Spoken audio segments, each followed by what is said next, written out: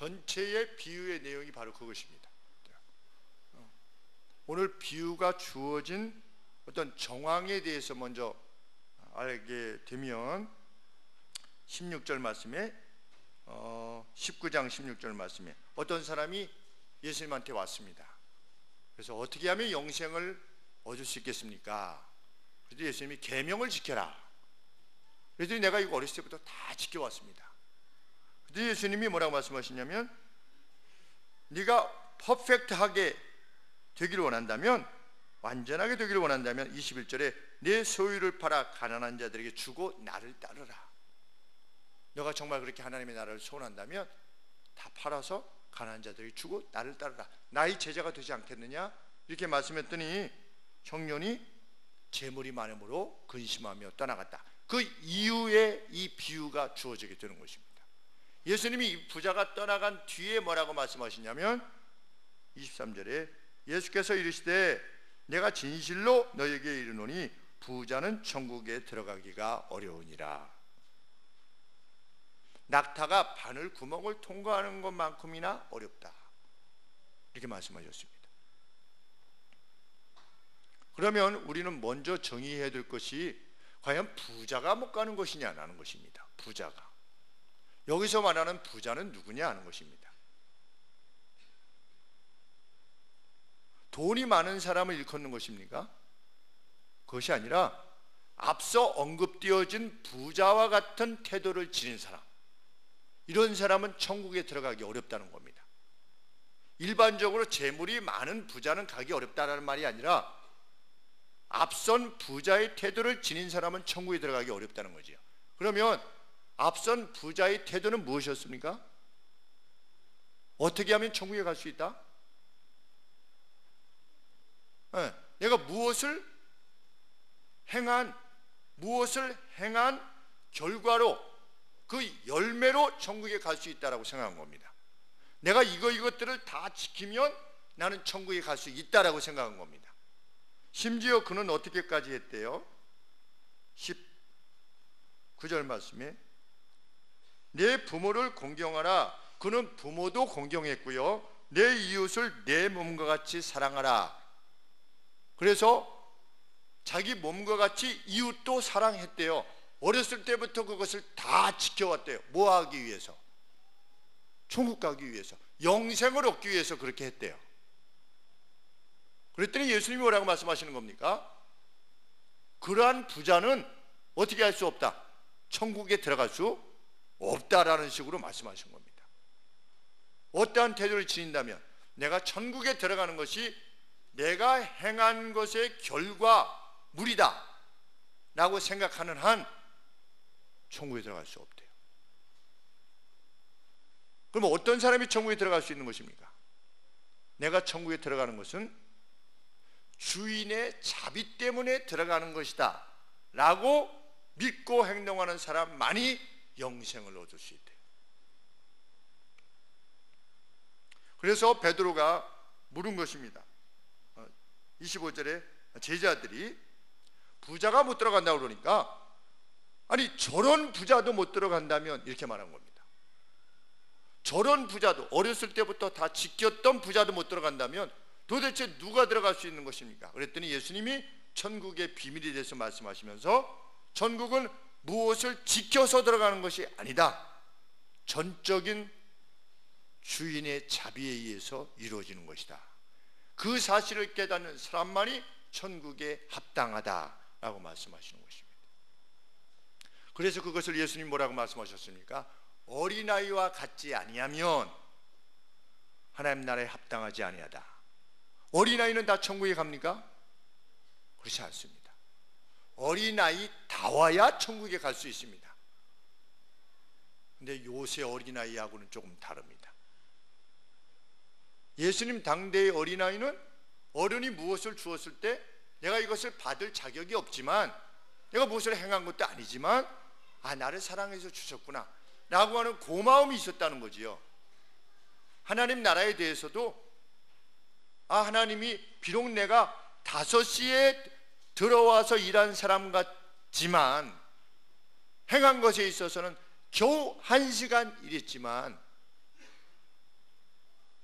자비한 주인이 한 데나리온 하루 품삯을 주신 것만큼 나를 사랑하셔서 내게 영생을 주셨구나 하고 생각하는 사람이, 그렇게 믿는 사람이 천국에 합당한 사람이라는 겁니다. 우리는 그 인식을 향해서 지금 계속해서 나아가는 것입니다. 왜? 그러한 인식은 삶 자체를 완전히 변하게 할 것이기 때문입니다. 나의 나됨이 오직 그리스도로부터 말미암는 것이다 라고 인식할 수 있게 되는 그러한 삶을 향해서 우리는 하루하루 나아가는 것입니다. 그는 무엇이 없어지게 됩니까? 그 누구도 비난하지 않아요. 그리고 그 누구의 잘됨도 기뻐할 수 있어요. 그렇죠? 5시에 들어와서 10만 원을 나랑 똑같이 가지고 가는 사람을 보면서도 마음에 기뻐할 수 있는 겁니다. 어떻게 생각하지 않는 거지요? 아니, 나는 아침부터 일찍 와서 이랬는데 쟤는 10만 원 주고 나도 똑같이 주면 어떻게 되는 거야? 이렇게 하지 않는 것입니다. 오히려 예수님을 믿는 사람들은 어떻습니까? 5시에 들어온 사람이 돈을 받으러 갈 때 마음속에 어떤 생각이 드는 거지요? 아, 저 사람도 한 데나리온 10만 원 받아갔으면 좋겠는데 주인이 좀 더 줬으면 좋겠다, 이런 마음을 갖게 되는 것이지. 그래서 그 사람이 10만 원 가지고 가게 됐을 때, 와, 역시 우리 주인 대단하다. 그러면 더 나아가서는 어떻게 하고 싶겠습니까? 아, 나 10만 원 주기로 했는데 여러 사람이 들어왔으니까 주인이 좀 나는 한 8만 원 주더라도 내 거 떼어서 저 사람에게 좀 한 4만 원이라도 좀 가져가게 했으면 좋겠다, 이런 생각까지 미치겠지요. 노동운동할 때. 오늘 예수님을 믿는 사람은 어떻게 노동운동을 하겠습니까? 자기가 정규직이라면, 계약직으로 인해서 고통당하는 사람들이 있다면 어떻게 하고 싶어 하겠습니까? 아, 우리 금년에 3% 인상하기로 했는데 저 계약직들이 우리랑 똑같이 나랑 같은 라인에서 이게 일을 하는데 단지 계약직이냐 정규직에 따라서 이게 임금이 반절 정도가 차이가 나니, 아, 참 우리 저는 3% 인상하는 것 잠정하고 그 인상할 거를 저 계약직에게 줬으면 좋겠습니다. 그렇게 할 수 있겠지요? 안 그렇습니까? 별로 이렇게 반응들이 이렇게 이렇게 기하시는 분들이 별로 없어요. 반응을 보여주시면 목사도 기뻐서 설교를 더 잘하는 것입니다.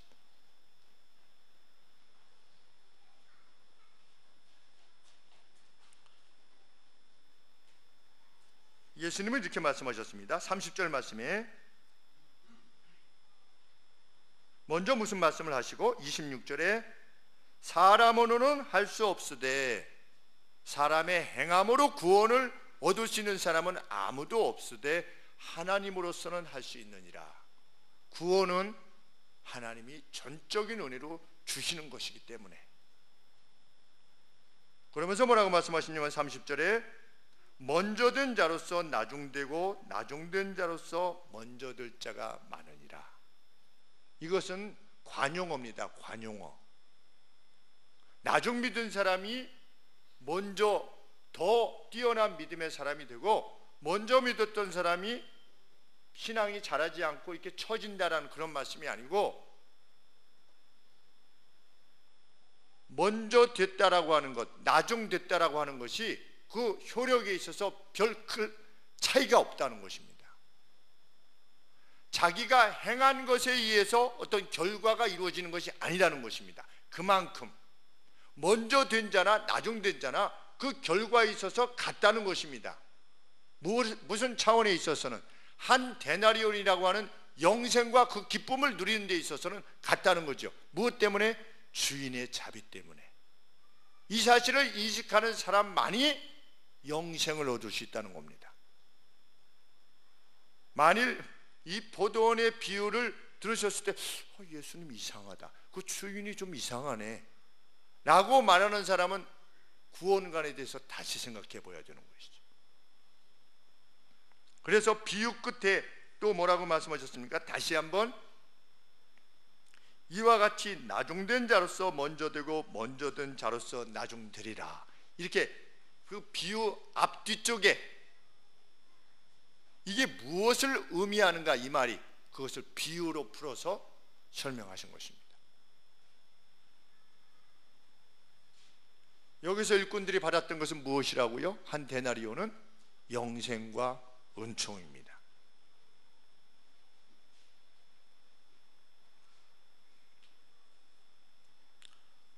우리는 포도원 주인이 포도원에 일이 남아서 사람들을 부른 것이 아니라는 것을 알게 됩니다. 왜냐하면 성경에 이 비유 안에 이런 말이 없기 때문입니다. 아침 일찍부터 사람들을 불렀고 9시에 불렀고 12시에 불렀는데 포도원의 일이 여전히 많이 남았더라. 그래서 사람들을 찾으려고 노동시장에 나갔더라. 이렇게 말하지 않고요. 주인은 일을 시켜놓고 나가는 겁니다. 왜 나가보는 겁니까? 또 누가 일하고 싶은데 일할 수 없는 사람이 있는가 해서 일을 주려고 나가는 것이에요. 일을 주려고. 뭐 하려고? 한 데나리온을 주려고, 영생을 주려고. 우리가 가슴에 소유해야 되는 마음은 바로 이 우리의 주인이신, 포도원 주인이신 하나님의 마음인 것입니다. 우리는 이 주인을 인식할 때 너무 따뜻하지요. 야, 이런 주인이 있으면 참 좋겠다. 어떤 회사의 사장님이, 회장님이 이런 주인이라면 거기 일하는 사람이 얼마나 행복하겠는가, 이런 생각을 해보게 됩니다. 구내식당 하나를 만들어도 우리 사원들에게 어떻게 하면 좀 더 영양가 있는 좋은 것을 줄까 하여서 오히려 이 회사에서 남는 이익을 가지고 구내식당에다가 투자해가지고 더 많은 것들로 이렇게 사원들의 복지를 책임지려고 하는 그 사장님이 계시다면 얼마나 멋있겠어요. 그렇죠?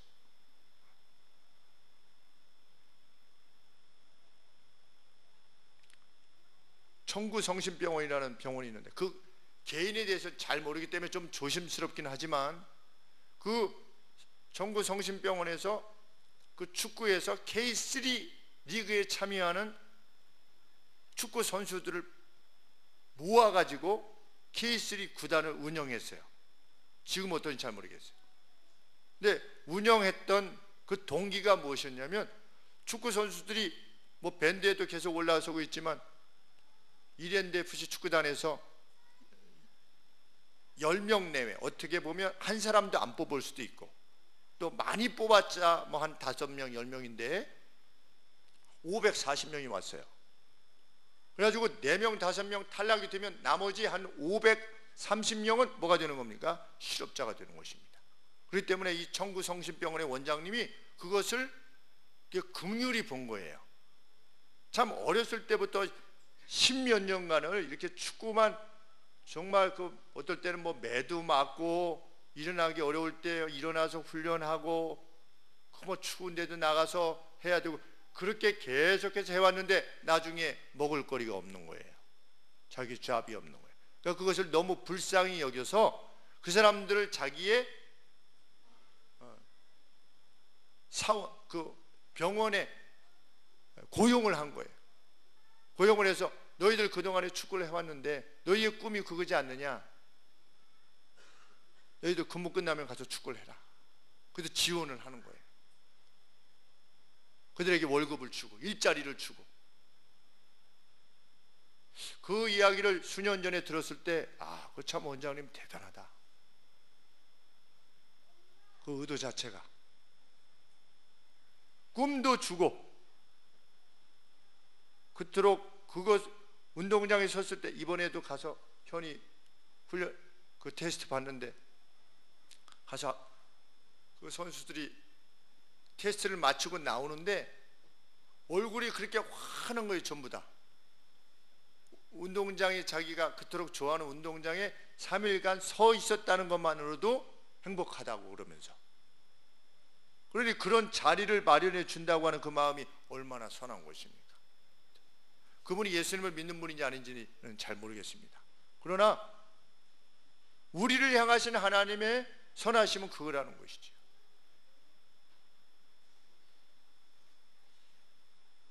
그래서 예수님은 무엇을 말씀하시는 것입니까?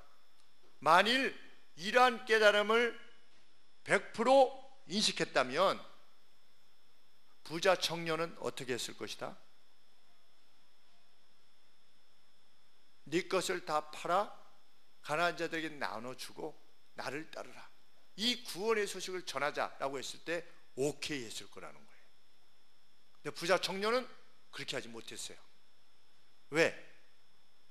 천국이 전적으로 주의 은혜로 말미암아 주어지는 것이라는 사실을 받아들이지 못한 겁니다. 그것은 단지 재물이 아까워서가 아니라 구원에 대한 인식이, 하나님께 대한 인식이 달랐던 것입니다. 저는 신앙생활을 하면서 처음에 예수님을 믿는 것에 대해서 그렇게 감격스러워 하지요. 사람들이. 왜? 하나님의 전적인 은혜로 말미암아 내가 구원을 얻은 거니까. 그러다가 5년, 10년, 15년, 20년 지나면 어떻게 됩니까? 마음이 자꾸만 굳어져요. 전적인 은혜로 말미암아 내가 구원을 받았다고 하는 인식으로부터 자꾸만 멀어집니다. 그래서 다른 사람은 어떻게 하기 시작하게 되지요? 다른 사람들을 판단하기 시작하게 됩니다. 저 사람은 저게 틀렸고 저 사람은 저게 틀렸고, 자기도 어땠는데, 자기도 전적인 은혜로 말미암아 구원을 얻었는데 5시에 들어온 일꾼인데 자비를 힘입어서 이렇게 된 것인데, 교회가 이 복음의 본질을 잃어버리게 되면 교회가 나눔이 있게 되고요, 교회가 교회 같아지지 않고 세상 같아집니다. 교회가 세상 같아지면 내가 행하는 것이, 하나님 나라를 행하는 것이 나의 어떤 의지할 공로가 된다면 그 개인의 신앙도 끝장나는 것이며 교회도 끝장나는 것입니다. 우리는 이같이 주님이 말씀하시는 이 의미를 가슴에 깊이 새겨둘 줄 압니다. 그래서 우리의 삶에 분명한 변화가 있어지기를 원하는 것입니다. 우리는 더 이상 뻣뻣하게 살지 않지요. 거저받은 자다운 따스함과 겸비함이 우리 자신의 삶에 넘치게 될 것입니다. 그리고 그 누구도 용서할 것입니다. 그 누구도 품을 것입니다. 그것이 그리스도의 모습이었습니다. 그것이 단지 교회 내에 속한 이들에 관계되어진 것뿐만 아니라 교회 밖에 그 누구에 대해서도 마찬가지의 삶으로 이어져 갈 것입니다. 그리고 우리가 만일 그러한 태도로 일생을 산다면 하나님께서 반드시 우리를 번영케 하시겠다, 그것이 약속입니다. 그런 사람을 누가 가까이 하지 않으려 하겠습니까? 우리 삶 속에 있어서 그런 자비를 품은 사람을 어떻게 가까이 하지 않을 수 있겠습니까? 그것이 우리를 참된 명예와 참된 평안으로 이끄는 유일한 길이라 우리는 믿습니다. 그것이 진리가 우리에게 주는 열매인 줄 믿습니다. 그러한 삶이 앞으로도 계속 띄어진 은혜가 우리 가운데 있기를 원합니다. 기도하겠습니다.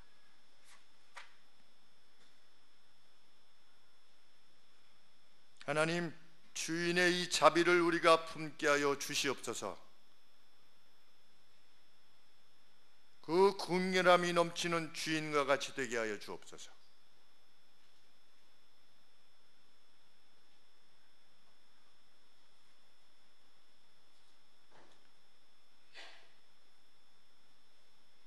사랑이 무엇인가 본을 보이신 예수님과 같이 저희도 예수님을 본받게 하여 주시옵소서. 죄 많은 이들을 오히려 찾아가셨고 그들과 친구가 되어주셨던 주님, 많은 사람들의 비난에도 불구하고 그것이 하나님의 본래의 뜻이며 본질이심을 밝히신 주님, 저희는 그리스도인이라 하셨사오니 주여 그 많은 자비를 입은 자처럼 겸비하게 그리고 사랑 품은 자로 살아가게 하여 주시옵소서.